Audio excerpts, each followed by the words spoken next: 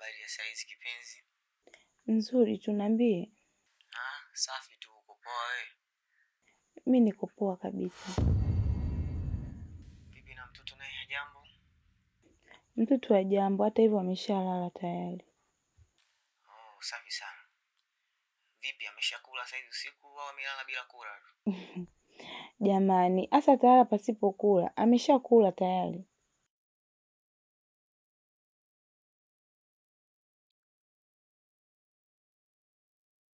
Lakini pia nilitamani sana kuongea na mwanangu.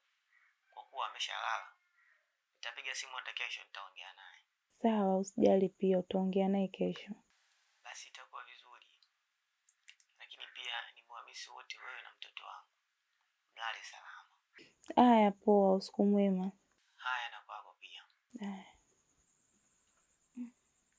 Hata kama huyo ni mzazi mwenzio, lakini sio busara kupiga simu saizi. Sasa, kuna shida gani mtu akipiga simu kumjulia hali mtoto wake? Mimi sijaona kosa hapo. Tena sihitaji usumbufu. Naomba uniache nilale nipumzike.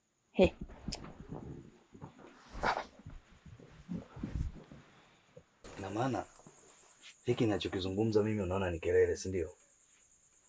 Hivi unafikiri ni busara usiku wote huu karibia saa ngapi hii mimi nimelala na wewe? Halafu mwanaume mwenzangu anapiga simu. Hiyo unafikiri ni busara? Hata kama mmezaa na hata kama mngelizaa mkajaza hii dunia yote, bado hana sababu za kupigia simu usiku wote huu. Lazima atambue mipaka yake.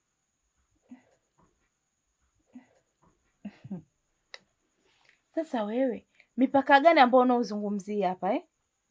Kwani mtu kupigia simu ni ujinga? Kwanza ushukuru mtoto mmoja kamkuta ameshalala tayari. Mke wangu, hebu jaribu kuelewa ninachokizungumzia basi. Hii ni familia. Yule mtu wakati wake umeshapita. Mlikutana mkazaa, basi wakati wake umeshapita. Hapa ninazungumza kama mwanaume, kama baba wa familia hii. Hivi unafikiri ni amani gani ambayo tunaweza tukaitengeneza katika mazingira kama haya? Mimi nazungumza, nakupa misingi mke wangu. Sio busara mtu kupiga simu saa 5 za usiku, saa 6 sijui hii. Hayupo mwanaume yoyote anaweza kalivumilia hili ndani ya nyumba yake. Lakini wewe unachukulia kiburi, dharau, unafikiri labda kwamba mimi sijui nakuonea, sijui nakosea. Sikiza nikwambie mke wangu. Mapenzi yanaumiza sana. Na mwanaume yoyote ambaye anaipenda ndoa yake lazima awe na uchungu nayo. Kwa wewe mimi ninapozungumza kuitetea ndoa yangu na wewe tena unakuja juu kuzungumza maneno kama hayo na nikosea. Jaribu kuwa unachunga mdomo wako mke wangu.